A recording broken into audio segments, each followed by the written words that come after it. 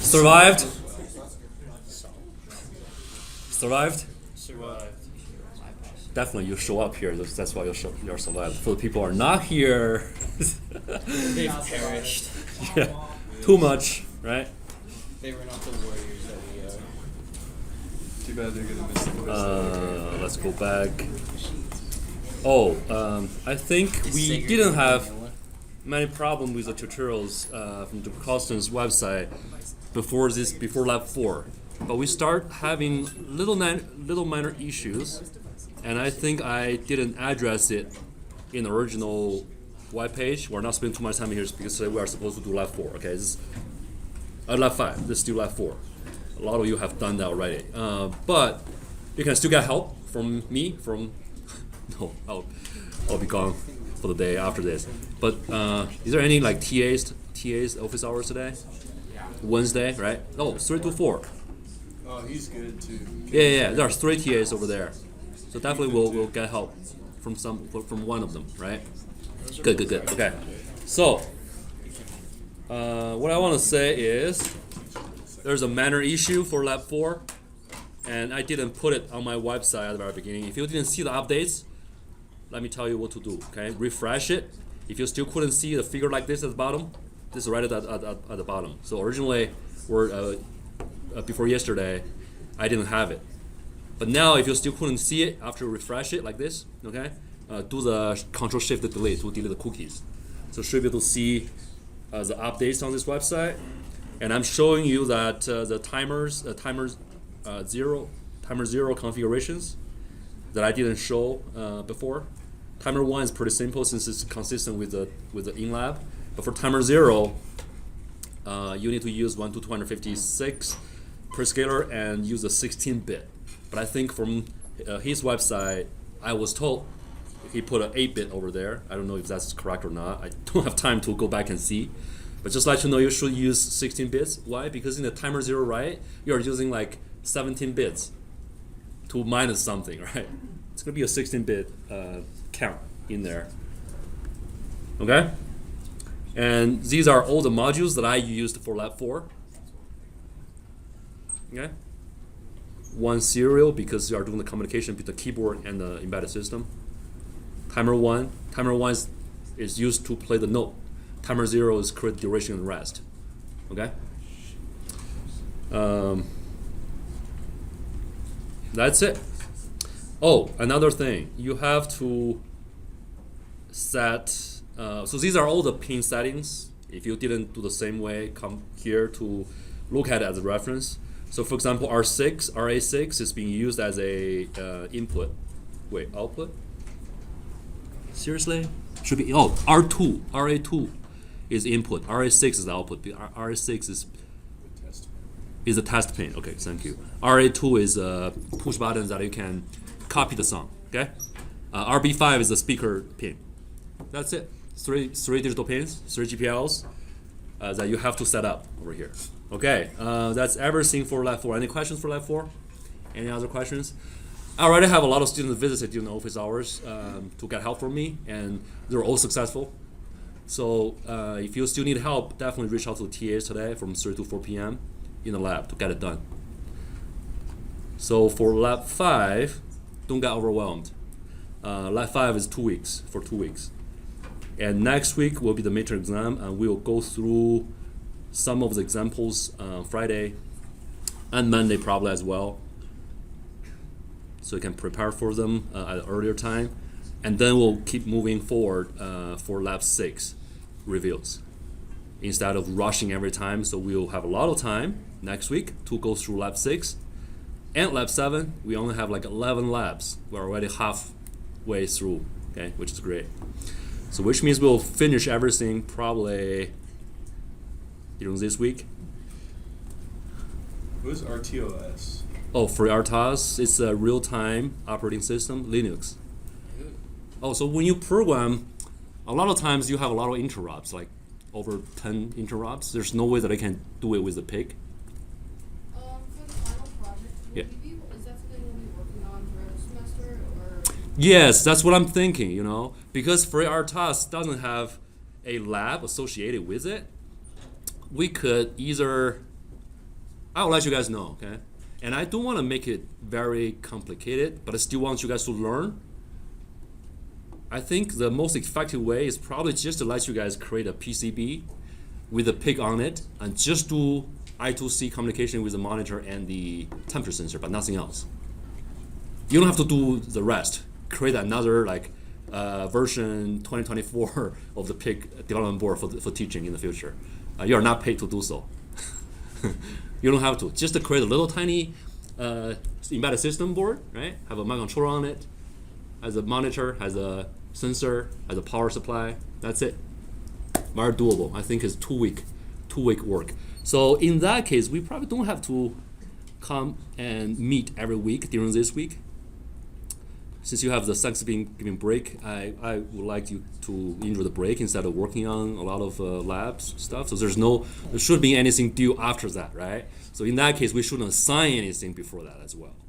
And so we have to take the 1.5 weeks over here, probably to let you guys work on the project. Then we don't have to have lectures. I don't have to come. I can enjoy my sabbatical a little bit. What's that? Is there a deadline for like when you need to have the PCC designed by and submitted to you? Yeah, that's a good point. Probably before that. I don't want to let you work on that during the break. And after the break, we're having a final exam, right? So probably it's better to have it done.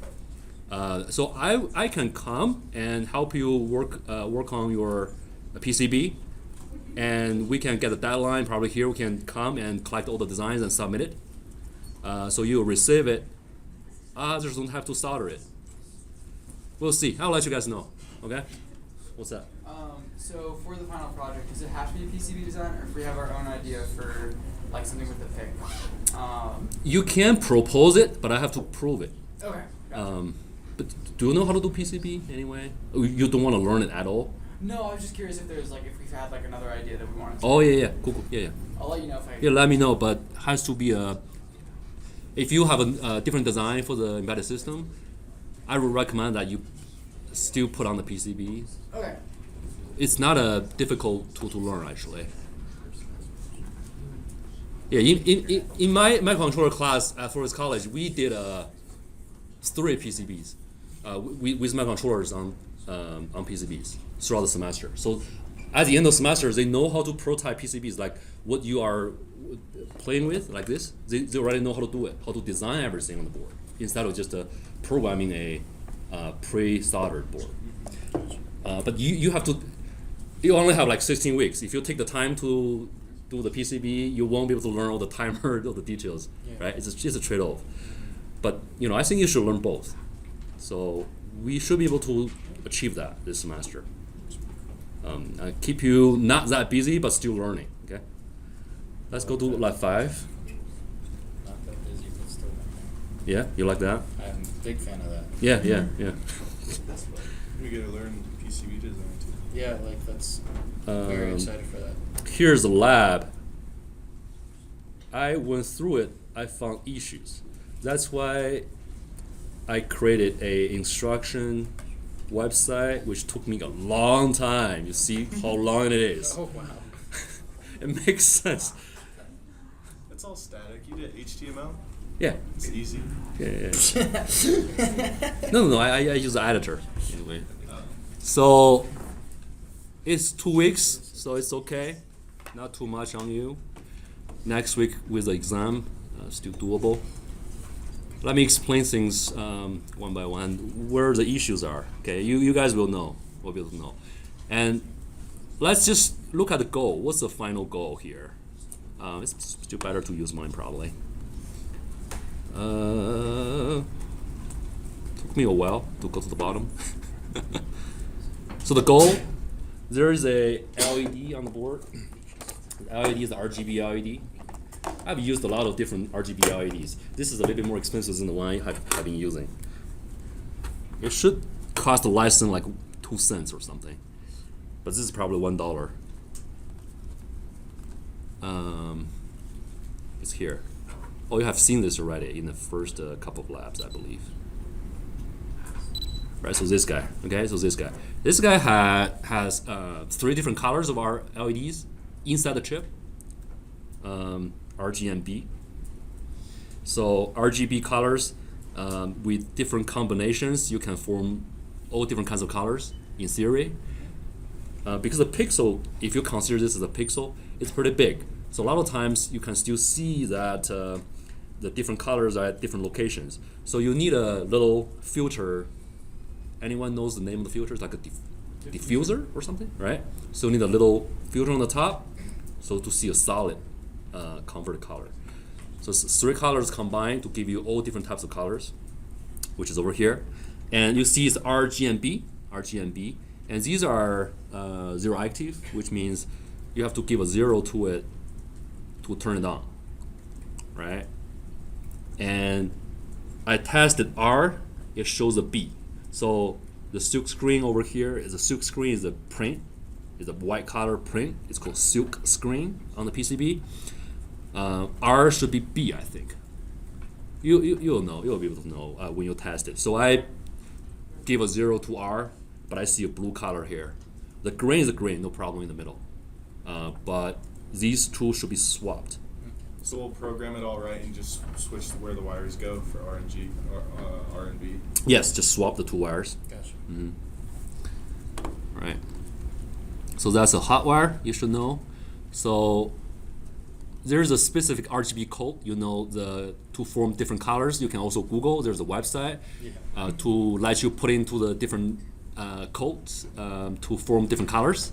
And usually these are 0 to 255 because they are assuming it's 8-bit color coding.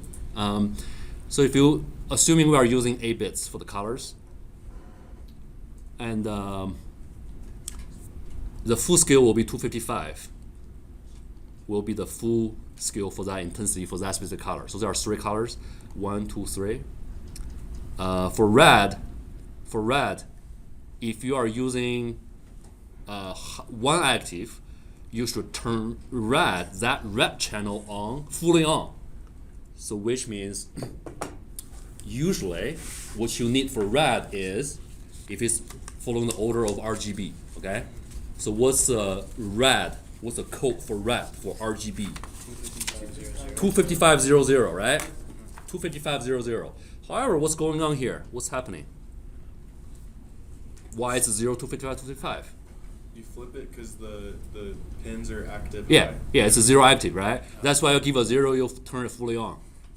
That's what's happening. Okay, so this diagram can be very confusing because you can see the 0, the origin here, is all 255. I was thinking, hey, something is going wrong there, but actually, if you look at schematic, you'll find out it's actually 255 will give you a 0 output. The reason for that is I'm going to draw the schematic really quick, just in case you're getting confused about this. So how do you make a 0 active LED? It's really simple, right? I'll let you tell me. There's the LED is a current limiting resistor. So where should be connected to where? For 0 active LEDs. You give a 0, turn it on. Have you learned diodes? You have, right? Okay. You want to turn it on, you want to run the current from where to where? Here, right?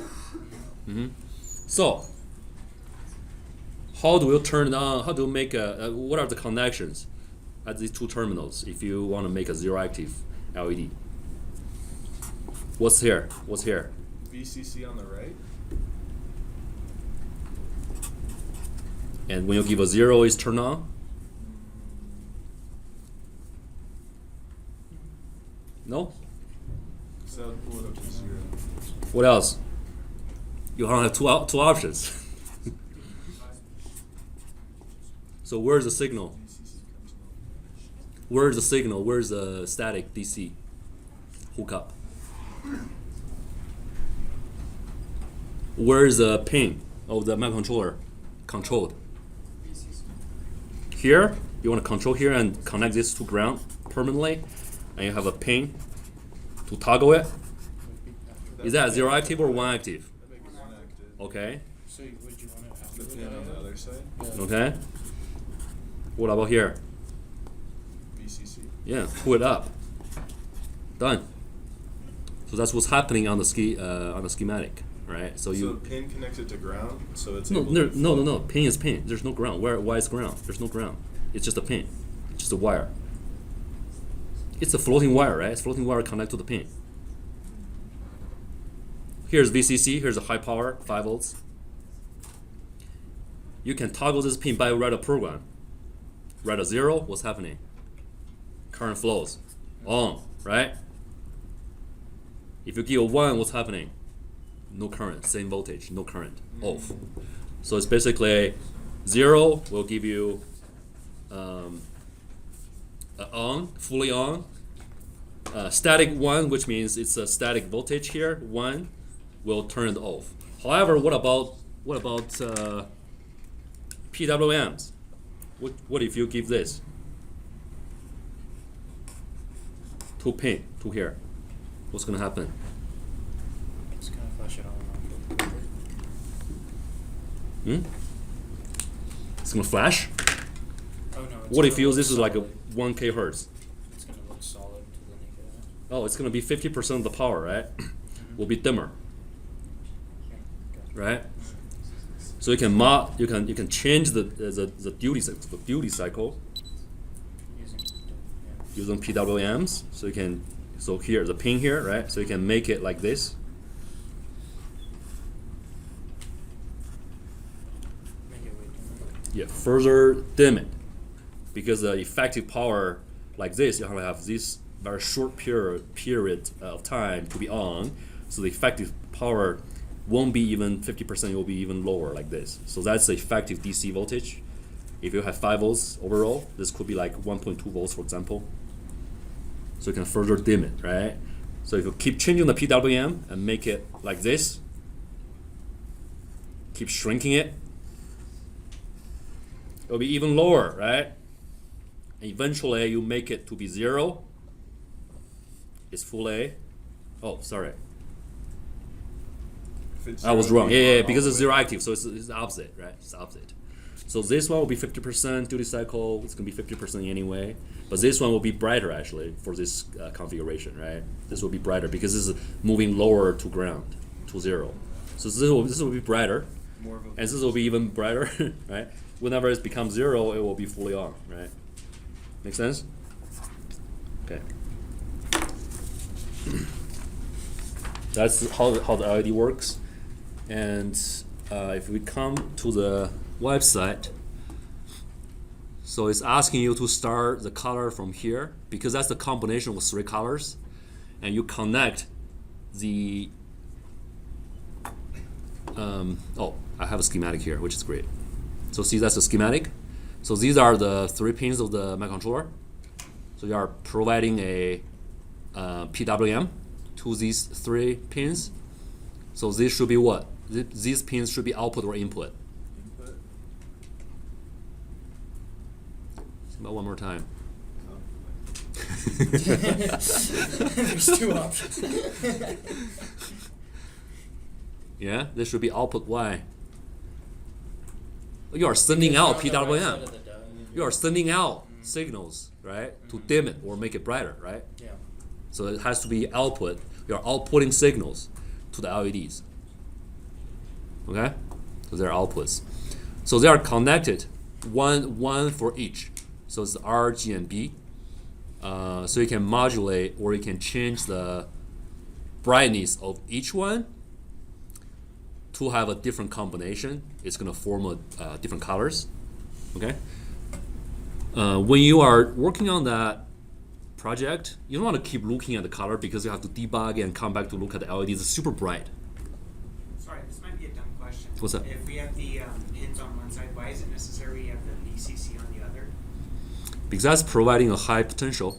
This is it's giving you a 5 volts. It's giving you a high voltage at the anode side of the diode. So whenever you give a 0, it's gonna flow current through it. Oh, I see. Gotcha. Yeah, yeah. That's where you want to flow the current. That's defining the direction of the current flow. If you don't have anything connect to here, there won't be any potential, right? Voltage potential here, right? So it's not going to form any current.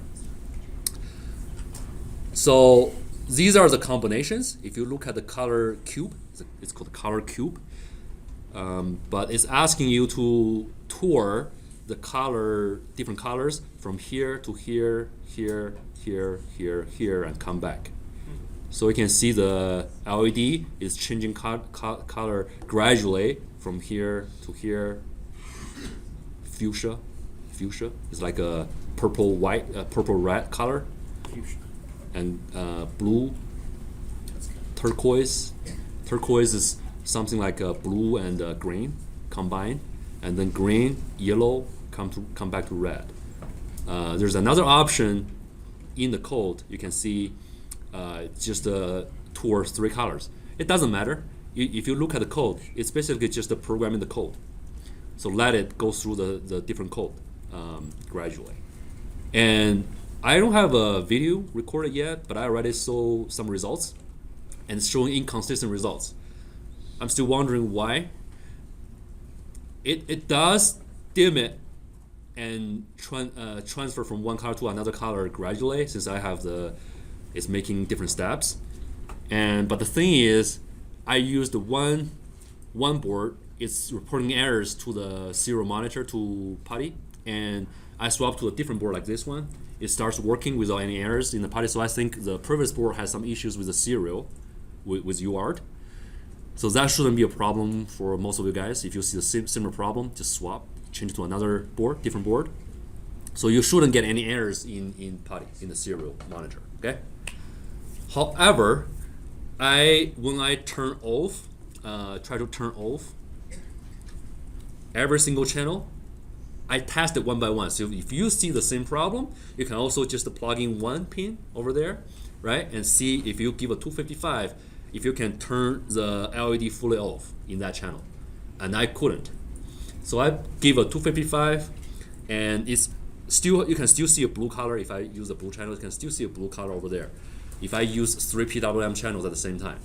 So I will let you know my my thoughts, why I think that's giving me issues.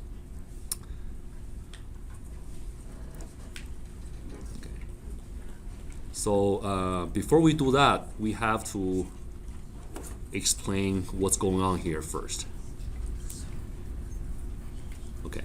So the top section of the website answers a lot of questions in the inLab. So come back here to read through it. Will help you a lot with the inLab questions. Okay. So see here, the very first experiment the inLab is gonna ask you to work on is gonna be just grab the board. Don't download any code to it. Okay. If you wanna get rid of any previous code, just directly use MCC, create an empty code like this, nothing inside. System initialized but didn't do anything. Don't have any MCC configurations. While one. Nothing. So for the inLab05 questions, those are the ones from Colston's lab files, right? Yes. Okay, because I was checking for the PDF, and there was no, on the inLab assignment on Canvas, there is no PDF. Oh, so it's not created yet, right? Okay. You are not seeing a inLab05 assignment yet? I see the assignment, there's just no question on it. No question on it. So we are having TA meetings on Wednesday night, which is tonight. So we'll see. We'll check with the TAs. Okay. So, but the questions are on the Carlson's website. That's what I was asking. Yeah, it's gonna be the same questions Okay, eventually. same Yeah. So just download this empty code to it. So hopefully the previous lab's code is not interfering with this one. So you will know that there's nothing on it, even though like UART, nothing. Okay. So I had nothing on the board. It'll tell me what's happening here. Is there a video? No, there's no video. Probably this. Hopefully this one shows the oscilloscope.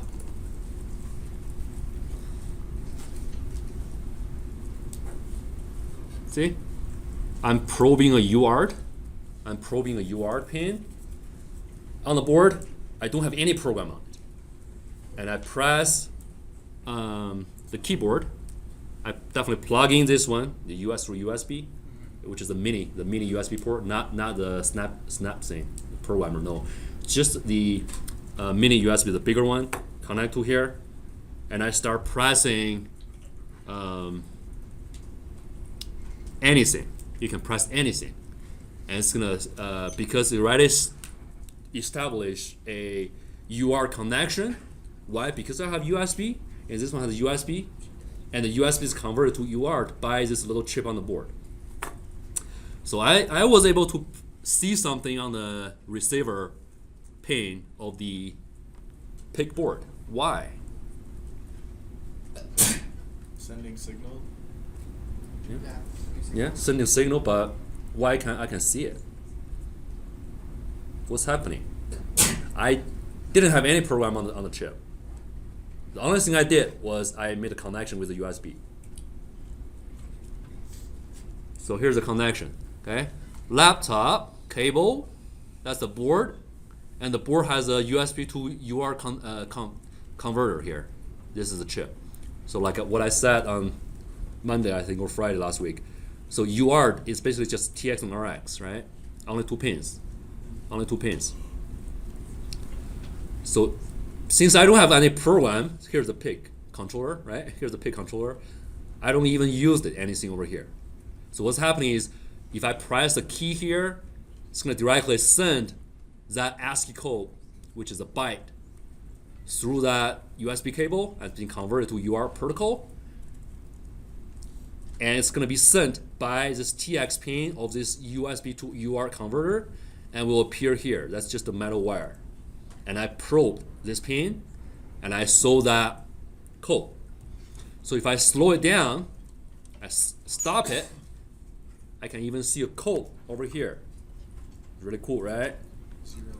That's whatever you press on the keyboard.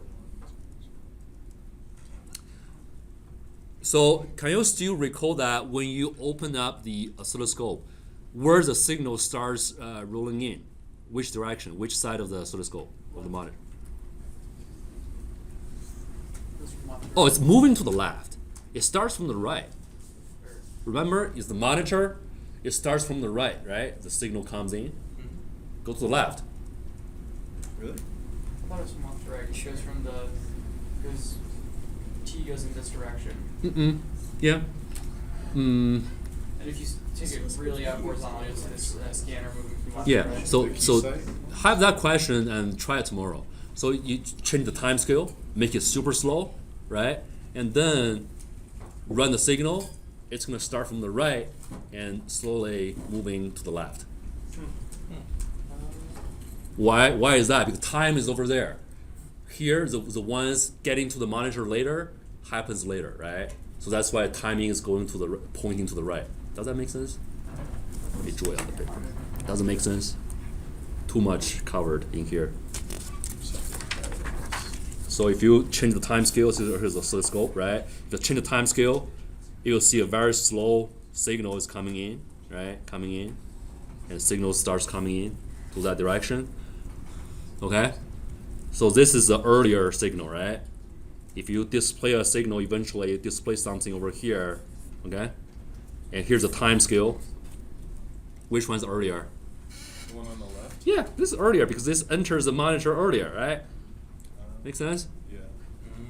I see. Okay? So it enters it. That's important because you'll probably see that on the exam for the second midterm exam later. So that's important because you know that which is LSB, which is MSB, which is earlier, which happens earlier here earlier, right? And you need to know that UART starts with a low level voltage first, so it's being pulled by the hot wire. So when you design UART, you have to pull it down first, pull it down to 0 first to start the signal. That's just a protocol. It's a communication protocol. You have to let the receiver know that I'm trying to start a signal. How do you let them know? It was on all the time. How do you want to start it? Just pull it down. If you pull it down, the receiver will be able to detect it. So the receiver will be able to set up everything to start receiving signals after that starting bit. Okay? And the UART protocol is very simple because it doesn't do anything else but just pulling the first bit down to 0. So the first bit will not be a signal. It's just a starting bit. If you look at the protocol, I think I had it here. See? You put it down first. Okay? You put it down first. It's just one wire. If you put it down, it's gonna be 0 for both sides. Transmitter, receiver will see the same voltage, right? Just same wire, just one metal wire. If you put it down to 0, both are seeing the same voltage. That make sense? There's no way that you put it down here still seeing a 1. It's just same wire. When you say bit 1 in that, is that saying like MSB or LSB? That's a question for you. What you think? Where is earlier? The left is early. Well, I don't know. You Yeah, said- so this is usually this is LSB and MSB. Okay, that's bit So A. it's just backwards? Because if you read binary, most significance on the left and this is on the right. Yeah, that's right. Yeah. And then eventually you pull it up to stop it. If I pull it down, do you mean we're just setting LSB to 0? No, LSB will be the next bit. How could you figure out? That's a good question. So they have D flip-flops. They are sampling every single digital signal. So once they sample in the middle, usually in the middle of the time period over here, sample here, you sample the 0, right, and put in the latch. So you know it's 0. You know it's getting started, and you have to wait. You just have to wait for another cycle, and then sample again in the middle. How does the receiver know like when should that receiver sample again? How do you know? I mean, keep sending, I put it down, right? After a certain period of time, I put it up. Definitely I can follow a certain protocol that I only keep that 0 bit for a certain period of time, then I start doing my data, right? How could the receiver know? It sends acknowledgement. There's no not acknowledgement. This is just a very simple UR, like 50-year-old technology. Your check set at positive clock edges. I presume the baud rate is what handles the summary, right? So once Yeah. it senses the start bit, then one baud rate later, then it'll read, and then that'll be your next. Exactly. Yeah. That's why we set up baud rate, which is 9600, right? So both sides know it's the same baud rate. So the time from here to here is going to be 1 over 9600. Okay? That's how that works.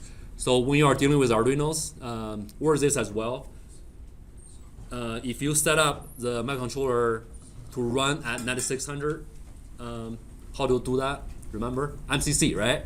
In MCC, for UART, you can set a 9600 baud rate. However, in PuTTY, remember, if you pick up serial, you also have to type in like 9600 in it. Remember?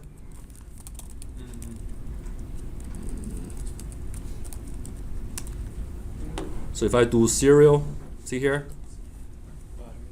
right? So try a different number, you'll see something else instead of data, right? So they have to match.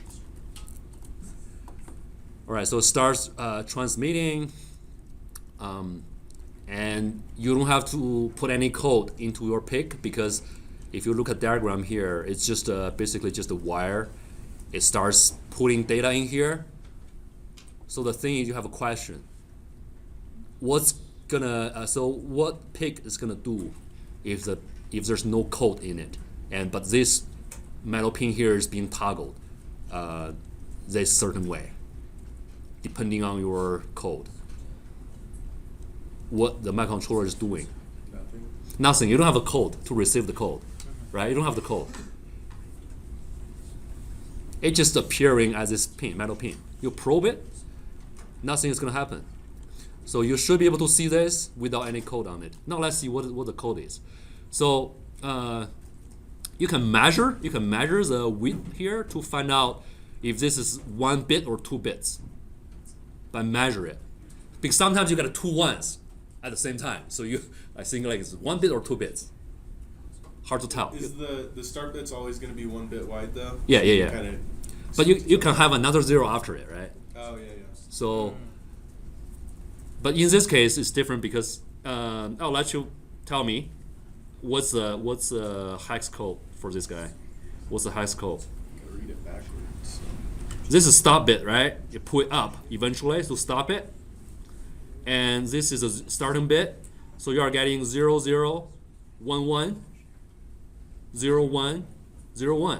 So it's basically OX35, right? Is it? 0011 is 3. Yeah. And 0101 is 5. So it's OX35. If you come back to the ASCII code chart, what is 35? 5. Yeah? How did you know?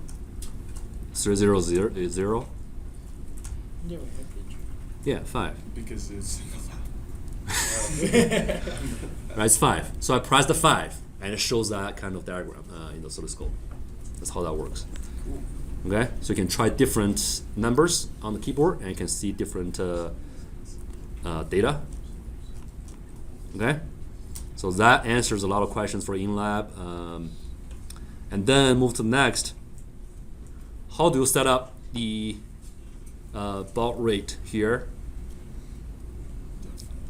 It uses the register, these two registers. These two registers. And if you, we are not manually setting it. So everything was done in MCC. But after that is done, you open it up, you see the hex numbers being assigned to the register. You should be able to know what that means. So after the settings we have been doing, so you can still see eventually this one is being picked up for the calculation formula. Then you want to replace this guy with 4 and this one with 64 mega, and these are the numbers being put in the register. Oh, these are the two registers. And if you can see from the code, I think I opened it somewhere. Yeah, we'll revisit when we see it next time. But it's very simple concept. You finish everything by following the instruction. You can finish the setup in MCC, and you eventually see a value being assigned to this register. 16 bits. 2-byte register will be, a value will be assigned to that register to give you that 9600 bits per second. You just find what those are to get it to be 9600. What those register No, values you to. type 9600 MCC. Oh, okay. Then it's gonna generate that MCC code for you, and you double click and open it up. You can see a number there. Okay. So there's a calculation, I think, in inLab. So that's why you need to know it. That's how you calculate it. Okay. So what's really happening for the hardware for UART? This is for transmitting. What does transmitting mean? So it's sending data out. Sending out. From where? From the chip. Gotta be clear on that. So you're just thinking about like something is being held in the chip and you want to send it out. So you want to look at the pin. That's the pin of the chip, right? TX pin. So the data is going out. Okay? What's that happening is if you're sending something out, you need to know what that thing is. So that thing will be stored in the buffer. In the buffer, which is called TX register. It's buffer. It's just a 8-bit register. Okay, it's holding that value in there, and then will be shifted bit by bit to the TX pin, to whatever is connected to the TX pin. Why you need a parallel to serial shifter, a shift register? Why is that? How many bits do you have for the data? 16. Every time. It's just 8 bits, right? So you 8 have to bits. divide into 2. So 8 bits data. No, it's ASCII code, right? Keyboard, ASCII code, okay. 8 bits. So why do you need a shift register to send it to the TX pin though? Why? Because you can only do 1 bit at a time. Yeah, it's just one pin. One pin can only hold 1 voltage. 1 or 0 doesn't matter, it's just 1 voltage. But you have a parallel data, right? Depending on the width of the data, can be 8 bits. You have another 8 bits to combine the 2 8 bits to form a 16-bit data. It's okay. You just send 1 byte first and then another byte. That's a UART protocol, byte by byte. It's a good interview question, right? What's the width of the TX buffer in UART? NVIDIA interview question. Starting salary 150K. ChatGPT. On the tab to the right of the interview screen. Yeah. Wouldn't just be one to Hmm? DNR TXIF? No, that's a flag. That's a flag. Yeah. So, that's another good thing to talk about as well. So it's byte. It's sending byte by byte, right? And using a shift register. And whenever you see here, when the whatever being stored in the buffer, which is a transmitting register, is empty, it turns on the flag. It's just a flag. Whenever the transmission is done, it turns on the flag, and it's gonna send another a byte of data to the buffer, and make it ready to be sent. So that's how the cycle works. It's sometimes a little bit more difficult to imagine how that works. But in my IPGA class, we designed the UR protocol, the module in IPGA. So if you are interested in that, you can definitely play with. Just check out IPGA from the department and play with it. Okay. So click 433 here, and go to UART. Where's UART? Here.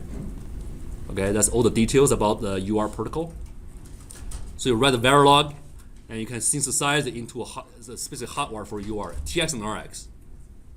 That's how that works. Okay, so you can go through every single detail. That's good for the interview questions. Okay, just do it if you are interested in that Do you kind guys of use career. the Cyclone 5 for your FPGA too? No, we used the digital FPGAs, Xilinx. So Xilinx was acquired by AMD. Yeah, AMD. AMD acquired Xilinx, and Intel acquired Ultra, which is the quarters tool you used. I've been using, right? You couldn't feel the difference. It's just a Verilog, right? A little bit difference in the interface. Now let's come back.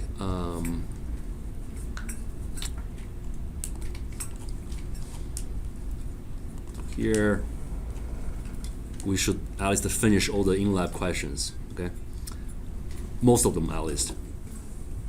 Okay, so this is one of the questions you need to know. See, here's the flag. When the flag will be on? When the register's empty. When the register is empty.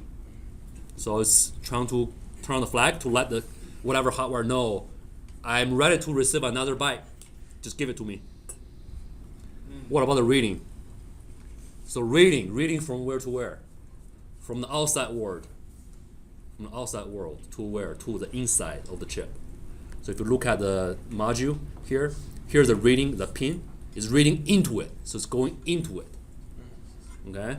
So there will be like a data being sent by something else, by TX from another module, and sending it bit by bit. Okay? It's coming in, and it's being latched into the buffer. Okay? It's also a shifting register. It's a serial in, parallel out. So serial in and parallel out here to here. So serial in, parallel out, shift register. Boom, boom, boom, boom, boom. Ready? Boom. That's called serial in, parallel out.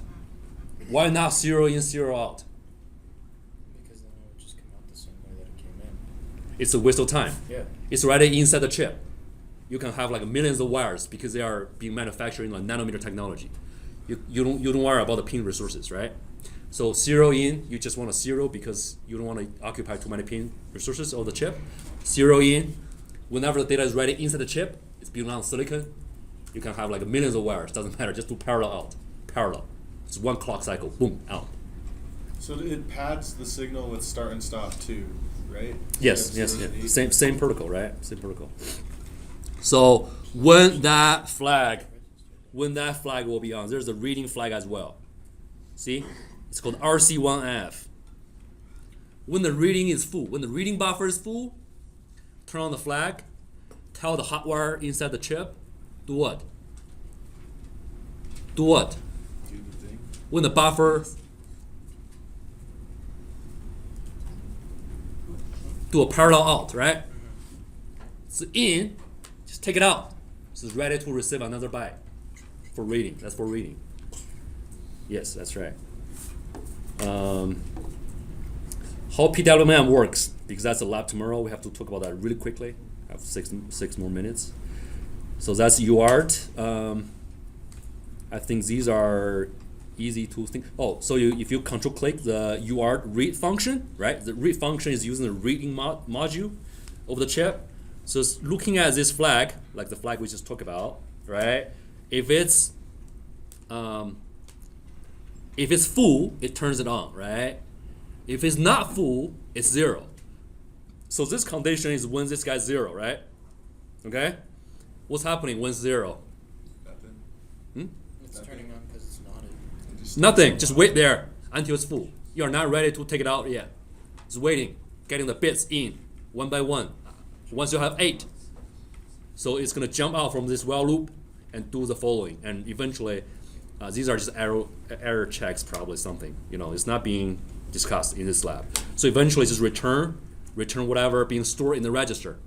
Make sense? So the UART read parentheses function will return whatever being read into the chip because it's being returned. So that's the data. That's the data. So for this guy, if you call this function and you can assign it to something because it's returning something, you can assign it. You can get the data out.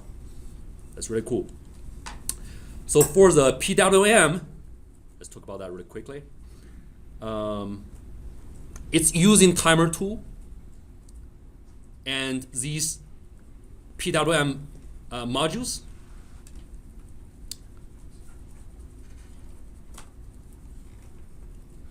Let me show you that.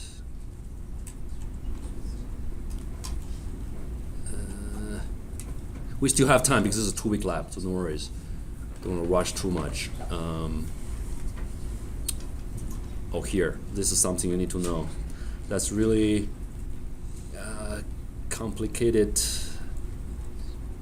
Okay, so see here.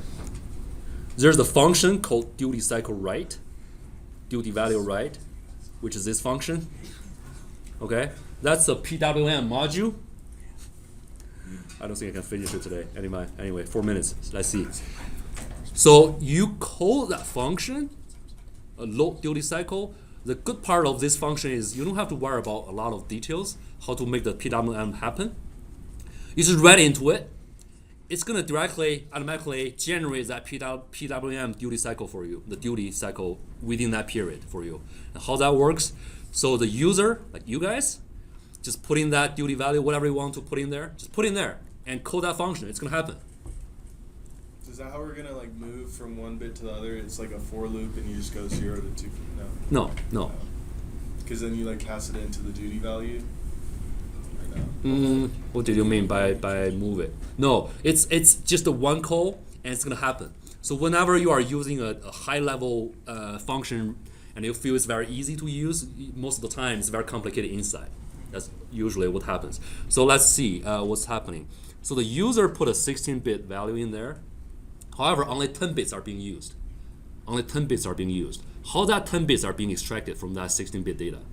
Keep in mind, you put the value as an argument in the function. This value is not directly used for any kind of math or something for the hardware. It's being extracted. So these bits, so this is a 16-bit, right? 16-bit that duty cycle value by the user. And these ones are being extracted by this function. I'll leave it to you guys, how these are being taken. So here's the value, right? So the duty value can be anything, like 1001s, whatever. So this is the mask, which is this guy, okay? So if it's ending this duty value, it's actually extracting these numbers. Yeah. It's taking out bits 2 to bit 9 and shifted to right by 2 bits. So keep in mind, so only these bits are being extracted, right? What's that? How come it's 2 to if you're only extracting a certain amount of bits, how come you're extracting 2 to 7, 2 to 9? How come it's those bits that you're extracting? Because they are being ended. So whatever ending. I understand how they're being extracted. Oh, they're being extracted because that value is being assigned to this register. Yeah, but since it's the low one, I'm just wondering why it's taking 2 to 7 instead of bits 0 to 8. Because it's not rounded. Because it's zeros here. Zeros will cancel out everything, and it's being shifted to the right. So all the 2 lower zeros will be shifted out. I I understand that. Yeah. My question is how come like it's ending it with that? Like why don't we want the first 2 bits? Like Because why it's over here, it's next. So the lower 2 bits of the data value Gotcha. is being ended with here, Okay. and it's being ended. So you are taking out the lower 2 bits, and then shift it to here, and it's being placed in a different register. It's really interesting technique over here because the bit 2 to 9 is being put into 1 byte, and the lower 2 bits is being put into another register's 2 bits as a duty cycle value. Okay. Very complicated, but we'll keep talking about this on Friday. Anyway, you can always visit this website if you are working on this lab tomorrow. Okay. How come not just use like 2